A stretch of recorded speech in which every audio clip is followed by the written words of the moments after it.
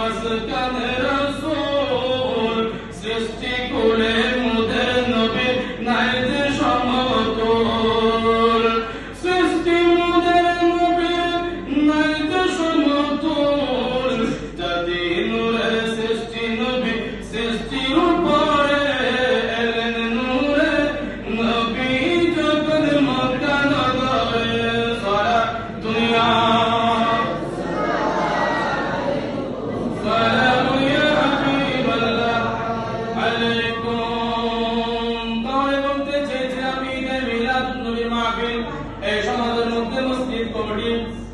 একটা তারিখ দিয়েছে, ওলামায়ে কেরাম দাওয়াত দিয়েছে এবং তৌরাতের ব্যবস্থা হবে। কথা বলুন ঠিক কিনা?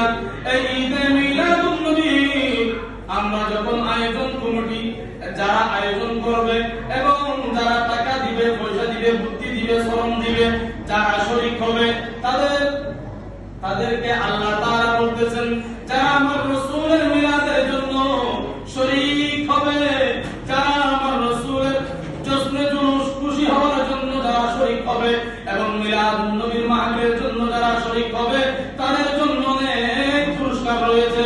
জোরে বলি না সুবহানাল্লাহ। তাহলে এই ঈদে মিলাদুন নবীর মাহফিলের মধ্যে শরীক হওয়ার দরকার আছে না? আছে। অনেকে কিফটামি করে, যখন সমাজের মধ্যে গান বাজনার অনুষ্ঠান করা হয় ওখানে 10,000 20,000 দিতে দ্বিধা করে না।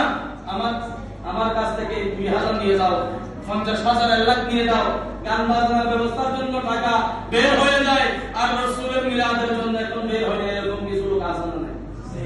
মিলাদুন নবীর টাকা বুঝতে গেলে কি করে নাই করে, এরকম সমাজের মধ্যে কিছু মানুষ আছে। কি করে?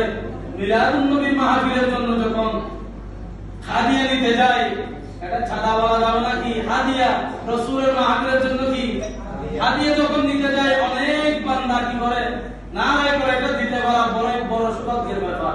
বলি না সুবহানাল্লাহ। এখানে দিতে পারা মানে জান্নাত কিনে নাও, জান্নাত কি করে নাও?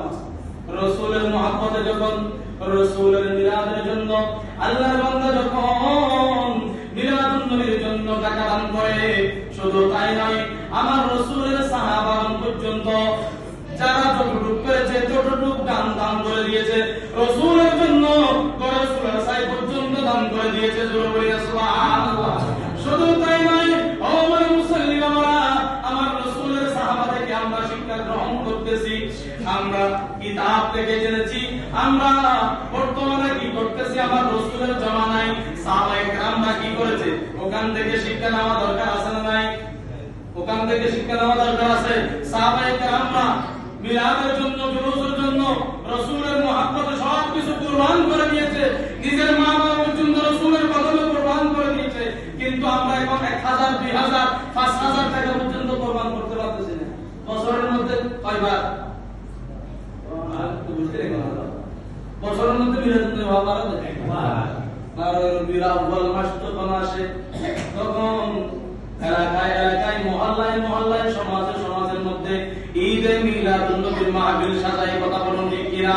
ওই মাহফিলের মধ্যে শরীক হতে পেরে, ওই মাহফিলের মধ্যে শরীক হলে আমার আল্লাহ বলে, ও বান্দা তুমি যখন দুনিয়ার জমিন থেকে কবরের মধ্যে চলে আসবা, তোমাকে সাথে সাথে তোমার যদি বড় আমল না থাকে, কোন বড় ধরনের আমল না থাকে, হয়তো তুমি বড় ধরনের কোন আমল করতে পারো নাই, কিন্তু ঈদে মিলাদুন নবীর মাহফিলের মধ্যে তুমি শরীক হয়ে গিয়েছো রাসূলের মহব্বতে, তুমি ঈমান তোমার আছে, ঈমান আছে কিন্তু বড় ধরনের তুমি কোনো আমল করতে পারো নাই, হঠাৎ আমার আপনার মত হয়ে গিয়েছে, কিন্তু ওই মাহফিলের মধ্যে শরীক হওয়ার কারণে আমার আল্লাহ বলে ওই আমলটা আমি তোমার আমলনামা থেকে নিয়ে তোমাকে আমি জান্নাত দান করব। জোরে বলি না সুবহানাল্লাহ।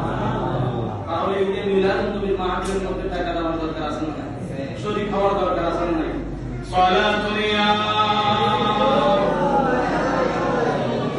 Sallallahu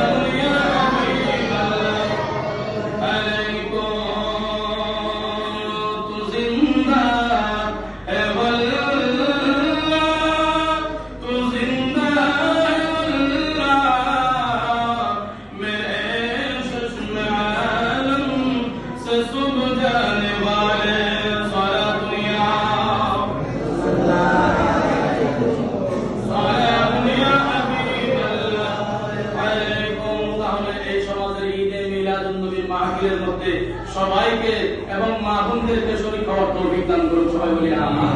দরকার আছে না শুধু যুবকরা হবে, পুরুষরা হবে তাই নয়, মা বোনদের ঘরের মধ্যে কিছু কিছু টাকা তারা জমিয়ে রেখে ঘরের মধ্যে রাখে, কথা বলুন ঠিক কিনা, ওখান থেকে কিছু টাকা মাহফিলের মধ্যে যদি শরীক হয়ে যায় তাহলে আমরা রাসূলের মহব্বত আরো কি হবে, দৃঢ় হবে, আরো মহব্বত হবে এবং রাসূল আমাদেরকে ছাড়া জান্নাতের মধ্যে যাবে না। জোরে বলি না সুবহানাল্লাহ। শরীক হওয়ার দরকার আছে না? শুধু তাই নয়, ও আমার মুসলিমরা, আমার রাসূল দুনিয়ার জমিনের মধ্যে আসবেন, শুধু বাবা আদম নয়, সাইয়েদনা বাবা আদম আলাইহিস সালাতু ওয়াস সালাম থেকে সমস্ত নবীরা একে একে সবাই আনা দাওয়াত আবি ইব্রাহিম ওয়া বিশারাতু ঈসা, জোরে বলি না সুবহানাল্লাহ।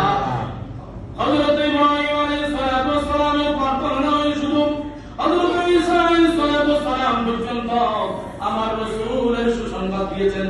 এমন একটা রাসূল আসবে আমাদের পরে, এমন একটা রাসূল আসবে, এমন একটা রাসূল আসবে অনেক সমস্ত রহমত নিয়ে দুনিয়ার জমিনের মধ্যে আসবে।